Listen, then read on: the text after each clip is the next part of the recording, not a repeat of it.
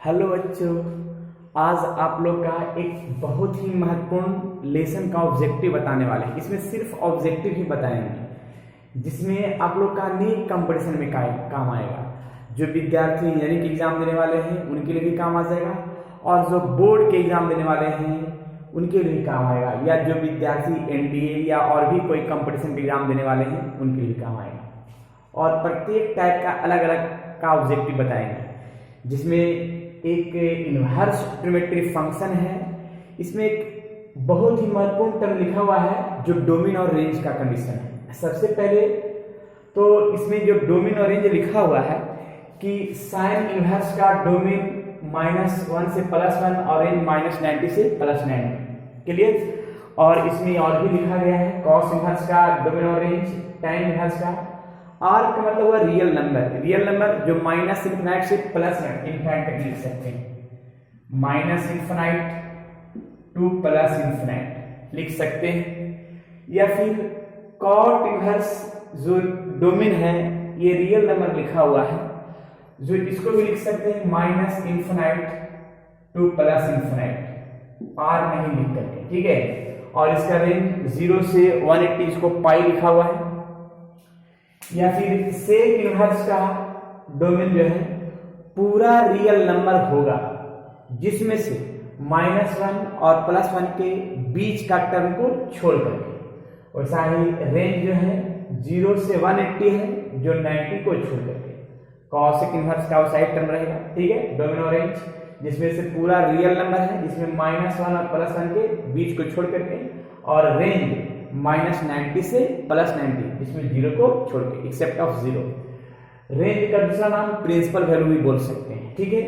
और इसको कैसे हम क्वेश्चन में यूज करेंगे डोमेन और रेंज का कंडीशन, इसके बारे में बताते हैं। लेकिन देखिए, सबसे पहला मैंने क्वेश्चन लिया है the principal value of expression cos inverse cos -618, ठीक है। तो देखिए, सबसे पहले हम क्या करेंगे, एक फॉर्मूला याद रखेंगे कि कॉस माइनस, देखिएगा, कॉस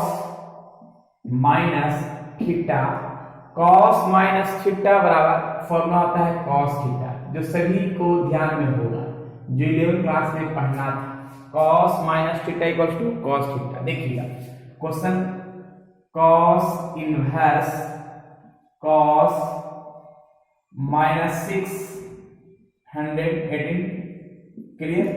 तो सबसे पहले तो इस फॉर्मूला का यूज करेंगे कि कॉस में माइनस क्या होता है, प्लस हो जाता है। चलिए, तो कॉस इनवर्स कॉस 680, क्लियर। और इसमें एक टर्म और क्या होता है जरा देखिएगा। सबसे पहले कॉस इनवर्स, और ये cos 680 को हम ऐसे लिख सकते हैं रफ में। देखिए क्या, पहले तो cos 6 इतना को हम लिख सकते हैं 11th क्लास के फॉर्मूला से। अगर इसमें हम डायरेक्ट अगर टर्म सेट करते हैं सबसे पहले, तो cos एक फॉर्मूला होता है, देखिएगा, cos inverse cos x equals to x होता है। तो cos इनवर्स cos x बराबर x होता है, तो हम डायरेक्ट अगर सेट करते हैं cos इनवर्स cos x बराबर x, तो ये आ गया 680 डिग्री, ठीक है, 680। तो ये 680 जो है, अब सोचना है कि cos इनवर्स का रेंज 0 से 180, तो 0 से 180 यानी 0 से 180 के बीच में है ही नहीं। तो मेरा उस रेंज के बीच में अगर नहीं है तो बना है मेरा क्या है, गलत। यानी जो भी मेरा आंसर आना चाहिए इस रेंज के बीच में ही आना चाहिए। अगर रेंज के बीच में नहीं आया तो मेरा बना है क्या है, गलत। यानी इसका मतलब कि और भी इसको छोटा करना होगा। तो छोटा करने के लिए एक टर्म है, क्या टर्म है जरा देखिएगा, इसको हम साइड में छोटा कर देते हैं। तो cos 680 को हम लिख सकते हैं cos 2 × 360 -40, क्लियर। देखिएगा, यहाँ पे 2 में 360 से मल्टीप्लाई किया, क्लियर, और -40 यानी 72 आ जाएगा, और माइनस मतलब 680 आ जाएगा। इसका एक फॉर्मूला होता है, फॉर्मूला क्या होता है कि cos n × 360 - theta equals to cos theta होता है। तो डायरेक्ट इसका भी हो जाएगा cos n into 360 minus theta cos theta यानी कॉस 40 डिग्री। कॉस 40 डिग्री यहाँ पे हम लिखेंगे डायरेक्ट कॉस 680 को कॉस 40 लिख सकते हैं। देखिएगा यहाँ पे कॉस 40 डिग्री। अब एक चीज बताया गया हुआ कि अगर हम इस 40 डिग्री को रेडियन में कन्वर्ट करते हैं तो ये चीज 11वीं क्लास में ही पढ़ना होगा कि 40 डिग्री को रेडियन में कन्वर्ट करना होगा तो 2π/9 होता है। 2π/9। अगर जो विद्यार्थी को रेडियन में कन्वर्ट नहीं करना आता है तो रेडियन को डिग्री में और डिग्री को रेडियन में कन्वर्ट करने के लिए एक वीडियो डाला हुआ है, ठीक है, वो देखिएगा, उसमें पूरा समझ में आ जाएगा पूरा कॉन्सेप्ट के साथ। तो डिग्री को रेडियन में कन्वर्ट करने के लिए 2π/9 होता है। तो देखिए फर्स्ट ऑफ ऑल मैंने यहाँ पे क्या किया कि कॉस यहाँ पे कॉस इनवर्स कॉस 40 को लिख सकते क्या 2π/9। अब यहाँ पे देखिएगा कि कॉस इनवर्स कॉस x बराबर क्या होता है x होता है यानी 2π/9। अब ये 2π/9 है जो 40 डिग्री है, जिसको लिख सकते हैं कॉस इनवर्स का 0 से 180 के बीच में है। तो 0 से 180 के बीच में यानी कंडीशन मेरा क्लियर है। तो इस तरह से हम टर्म को सेट कर सकते हैं। क्लियर। जो मेरा है cos इनवर्स cos x बराबर x, ठीक है। तो और भी हम क्वेश्चन इस पर बताते हैं जो क्लियर हो जाएगा।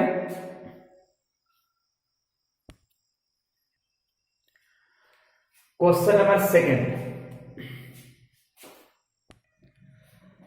देखिए, क्वेश्चन नंबर सेकंड में क्या है, the principal value of cot inverse tan π/7 is, ये चार वो ऑप्शन के लिए देखिएगा, सॉल्यूशन करते हैं। फर्स्ट ऑफ ऑल ये cot इनवर्स tan π/7, तो इसमें हम एक टर्म सेट कर सकते हैं। ये जो cot है, ये cot है, इसको ही cot में कन्वर्ट करते हैं। देखिए कैसे, cot inverse cot 90 minus theta, एक form of cot 90 minus theta tan theta होता है। क्लियर। अब इसके बाद देखिए ये cot इनवर्स cot, जब इसको हम सोल्व करेंगे, देखिए रात में सोल्व करते हैं पाई माइनस π/7, एलसीएम में आ जाएगा कितना, ये आएगा 40, यहाँ 7π माइनस 2π इक्वल टू 5π/40, यहाँ आएगा 5π/40 और ये 5π/14 है। तो जरा देखिएगा cot इनवर्स cot x बराबर x होता है। देखिए एक formula cot inverse cot x बराबर x होता है, ये फॉर्मूला ही सेट करना है। तो π/2 में π/7 को सब्ट्रैक्ट किया गया तो आया 5π/14, जिसमें cot इनवर्स cot x बराबर x होता है, ये फॉर्मूला यानी 5π/14। अब ये 5π/14 ये cot का जो है रेंज का है 0 से 180, तो 0 से 180 5π/14 है। क्लियर। इसको थोड़ा सा कट करना है तो इसको लिखते हैं क्या 5π/14, जिसको हम लिख सकते हैं ऑप्शन नंबर बी यानी complete answer, option number B हो जाएगा। ये क्लियर, ठीक है। नेक्स्ट क्वेश्चन देखिए, क्वेश्चन नंबर 3। क्वेश्चन नंबर 3 में लिखा गया है the principal value of sine inverse √3/2 is, ये चार वो ऑप्शन है। क्लियर। ये 2015 में पूछा हुआ क्वेश्चन है, ठीक है। देखिए first of all solution, sign inverse √3/2 और √3/2 ये पता होना होगा कि √3/2 साइन में 60 डिग्री का वैल्यू होता है, 60 डिग्री का, इसको बोल सकते हैं π/3। अब यहाँ पे देखिएगा π/3 किसका एक डायरेक्ट फॉर्मूला होता है, साइन इनवर्स साइन x बराबर x होता है। क्लियर। तो यहाँ पे डायरेक्ट लिखेंगे साइन इनवर्स साइन x बराबर x, ये आ गया π/3।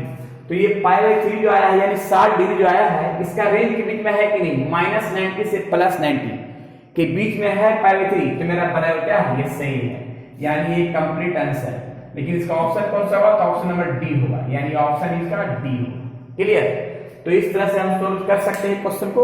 और भी हम क्वेश्चन चलते हैं नेक्स्ट क्वेश्चन, क्वेश्चन नंबर 4। हाँ देखिए ये क्वेश्चन, इसका भी प्रिंसिपल वैल्यू निकालना है। जो cos इनवर्स -1/2, ये 4 गो ऑप्शन है। ये 2016 में पूछा हुआ क्वेश्चन है। क्लियर?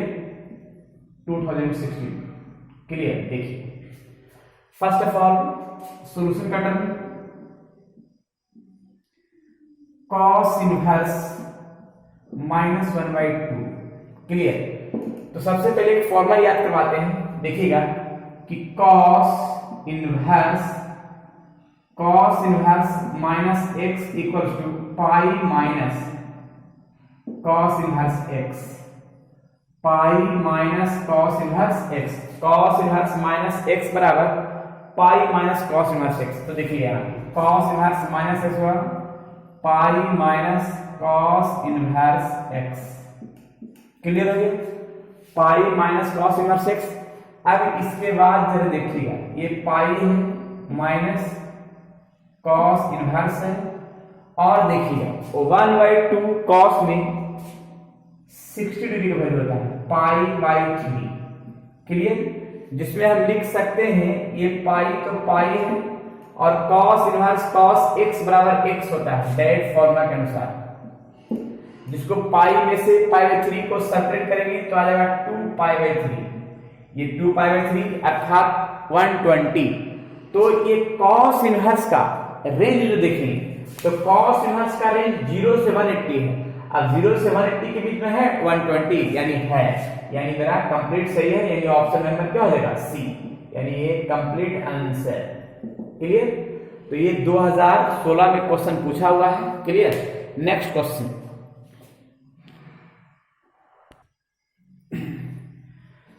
देखिए, अब इसमें भी प्रिंसिपल वैल्यू निकालना है, लेकिन ये क्वेश्चन एनडीए के एग्जाम में पूछा हुआ है।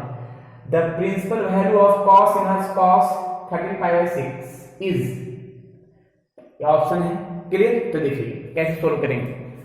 First of all cos inverse cos 13π/6, तो इसका हम अगर डायरेक्ट फॉर्मूला सेट करते हैं cos इनवर्स cos x बराबर x, तो देखिए ये जब डायरेक्ट लिखेंगे तो ये रेंज से बाहर आ जाएगा, यानी ये 360 डिग्री से भी अधिक आ सकता है। क्लियर? क्योंकि मेरा cos का रेंज 0 से 180 ही कह रहा है, लेकिन ये आउट ऑफ रेंज है। तो आउट ऑफ रेंज का मतलब है क्या कि ये आंसर गलत है, यानी इसको और भी हमको छोटा करना होगा। छोटा कैसे करेंगे? सबसे पहले cos और 13π/6 को हम लिख सकते हैं 2π में π/6 को ऐड करते हैं, 2π में π/6 को ऐड करते हैं। जब ऐड किया तो इसमें एक फॉर्मूला बनेगा। देखिएगा पहले तो ऐड करने पर मेरा इतना आ जाएगा। अब cos inverse cos 360 plus theta, देखिए cos 2π प्लस थीटा बराबर cos थीटा होता है। क्लियर? यही फॉर्मूला, जितना भी फॉर्मूला सामने आएगा उसको हम लिख देंगे। तो cos 2π plus theta cos theta यानी π/6। cos इनवर्स cos x बराबर क्या हो गया? x, direct formula. अब ये जो π/6 आया ये रेंज के बीच में है कि नहीं? 30 डिग्री। तो जी क्या है रेंज इसका? 0 से 180 के बीच में ये कंप्लीट आंसर है, यानी ऑप्शन नंबर क्या हो जाएगा? ऑप्शन नंबर ए हो जाएगा। क्लियर? इसका ऑप्शन ए, यानी ये 5 number question. Clear? Next question देखिएगा, the principal value of sin inverse 1/2, और ये 4 ऑप्शन है। तो डायरेक्ट सॉल्यूशन sin इनवर्स 1/2 और 1/2 sin में π/4 का वैल्यू होता है, और इसका formula sin inverse sin x equals to x होता है। तो direct sin inverse sin x क्या हो जाएगा? x, यानी ऑप्शन नंबर ये ए, यानी कंप्लीट आंसर। ठीक है? नेक्स्ट क्वेश्चन, तो इस तरह से सोल्व कर सकते हैं इनवर्स ज्योमेट्रिक फंक्शन का ऑब्जेक्टिव क्वेश्चन। क्लियर? नेक्स्ट 7 देखिएगा, 7 में लिखा है cos इनवर्स -1/√2। तो cos इनवर्स -1/√2 इसके लिए अभी थोड़ा देर में फॉर्मूला पहले बताया है कि cos में cos minus x equals to formula बताया क्या, pi minus cos inverse x, ये फॉर्मूला बताया है। जब cos इनवर्स के अंदर माइनस है तो फॉर्मूला तो पाई माइनस cos इनवर्स 1/√2। अब इसके बाद cos इनवर्स 1/√2 cos में π/4 का वैल्यू होता है, तो cos π/4 क्लियर।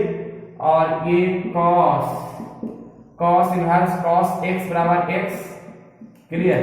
इसका सॉल्यूशन करके आ जाएगा 3π/4, 3π/4 ऑप्शन नंबर ए क्लियर, यानी कंप्लीट आंसर। 3π/4 जो आया ये रेंज के बीच में देख लीजिए, ये 135 है, तो cos इनवर्स का 0 से 180 के बीच में आता है, यानी रेंज मेरा सही है। तो जब भी किसी का प्रिंसिपल वैल्यू निकालना होगा तो रेंज जरूर देखिएगा कि रेंज के बीच में आ रहा है या नहीं आ रहा है। अगर रेंज के बीच में नहीं आएगा तो मेरा बनाया क्या है, गलत है, तो उस रेंज के बीच में लाना होगा clear. Next question, question number 8 देखिएगा। 8 नंबर में क्या है, sine inverse x plus cos inverse, ये तो डायरेक्ट प्रॉपर्टी ही है, डायरेक्ट फॉर्मूला ही है।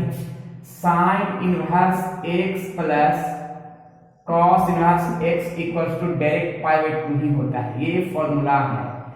इस फॉर्मूला पर जो है ना sin inverse x plus cos inverse x equal to π/2, यानी ऑप्शन नंबर इसका बी हो जाएगा क्लियर। इसके जैसा ही मैं और फॉर्मूला लिखा था, sec inverse x plus cosec inverse x equal to π/2, ये भी एक फॉर्मूला होता है, इसी जैसा ही होता है। एक और होता है tan inverse x plus cot inverse x equals to π/2। तो ये ध्यान रखिए कि इसी टाइप का ये दो फॉर्मूला भी है क्लियर। तो sin inverse x plus cos inverse x equals to π/2 होता है। तो इसी प्रकार से sec inverse x cosec inverse x equals to π/2, tan inverse x plus cot inverse x equals to π/2 clear. Next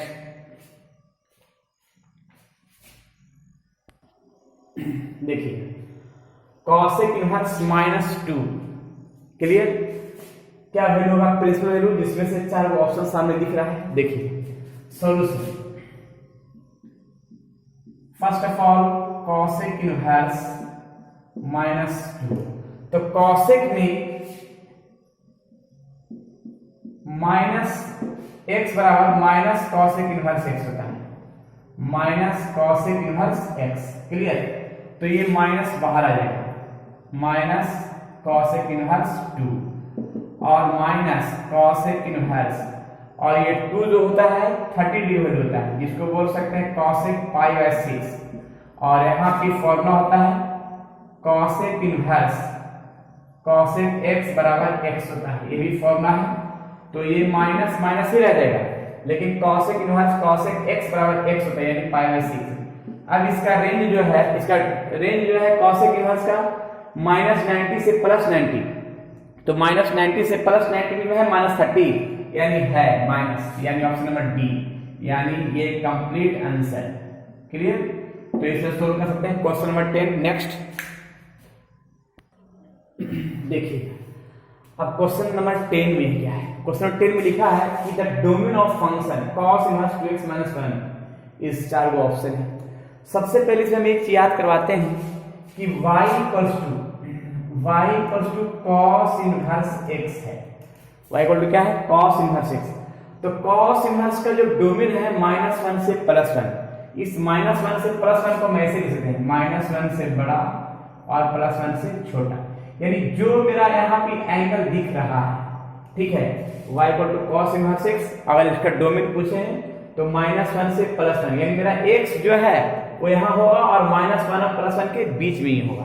तो इसमें भी टर्म साइज सॉल्यूशन करना है। देखिए कैसे सॉल्यूशन करते हैं। तो इस टर्म का सॉल्यूशन करना हुआ तो cos इनवर्स 2x - 1 इसका डोमेन निकालना है।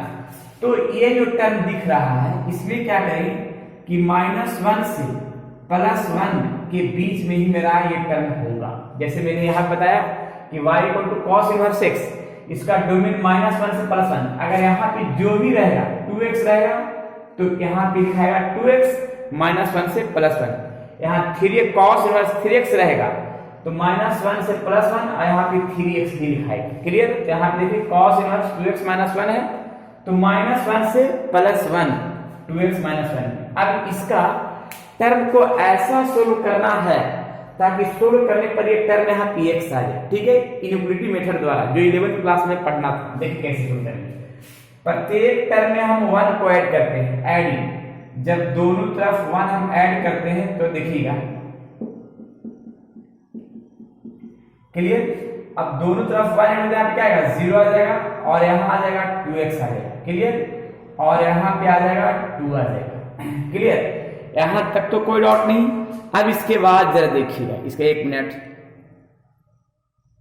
अब देखिएगा यहाँ पे क्या करना है कि ये मैंने बोला क्या कि इसको सोल्व करके x लाना है, तो प्रत्येक तीनों पार्ट में हम 2 से डिवाइड करेंगे। जब 2 से डिवाइड करेंगे तो यहाँ 0 हो जाएगा, 0 0 ही रह जाएगा, और x से बचेगा और यहाँ 1 बचेगा। 2 से प्रत्येक टर्म डिवाइड करेंगे तो यहाँ 0 हो जाएगा, यहाँ x हो जाएगा और यहाँ 1 हो जाएगा।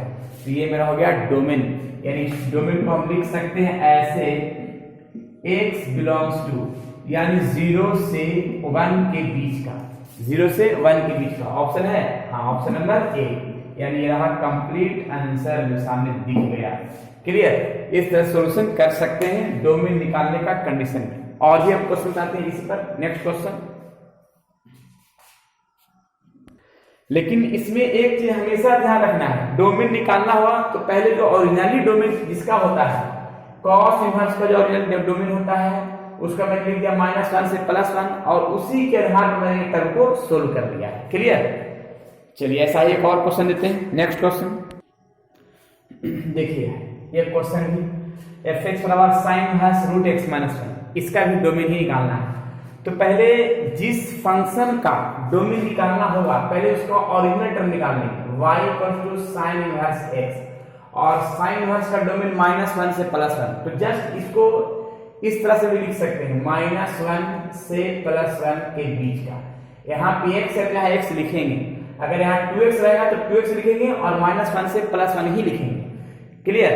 तो जो मेरा टर्म है, तो यहाँ देखिएगा sin इनवर्स √x - 1 है। इसका सॉल्यूशन का पोजीशन देखिएगा, -1 से +1 ही लिखेंगे, और ये जो टर्म है इसको ऐसा है, यानी -1 से +1 तो फिक्स हो गया है इसका डोमेन साइन इनवर्स का, और जो एंगल है मैंने एंगल टर्म सेट कर दिया। अब इस रूट को हटाने के लिए एक पोजीशन सेट करना होगा कि रूट का पोजीशन तो माइनस में होता नहीं है, इसीलिए इस टर्म को मैंने क्या कर दिया, 0 में सेट कर दिया। अभी रूट हट गया, x - 1 और =1। क्लियर? क्योंकि अगर -1 पर हम रूट का पोजीशन सेट करते हैं तो इमेजिनरी आ जाएगा, और जब भी डोमेन सेट करेगा तो रियल पार्ट पर ही सेट करता है, इसीलिए टर्म को मैंने क्या कर दिया, ये 0 पोजीशन में सेट कर दिया। अब यहाँ 1 यहाँ पे x लाना है, तो x लाने के लिए 1 को हटाना होगा, तो 1 तभी हटेगा जब प्रत्येक टर्म में 1 को हम ऐड करते हैं। जब 1 को ऐड करते हैं, यहाँ भी, यहाँ भी, यहाँ भी, यहाँ 1 आ जाएगा, और यहाँ x और यहाँ 1 2 आ जाएगा। यानी जैसे ही मेरा x आ गया तो समझ जाइए कि टर्म मेरा क्या हो गया, कंप्लीट सेट हो गया, यानी 1 से लेकर के 2 तक। यानी इसका डोमेन किसका, fx और sin इनवर्स √x - 1 का डोमेन 1 से 2 तक हुआ, क्लोज इंटरवल। क्लियर? जिसको लिखा हुआ ऑप्शन नंबर ए। क्लियर? यानी ये कंप्लीट आंसर। नेक्स्ट क्वेश्चन, ऐसा ही क्वेश्चन और सोल्व करना है।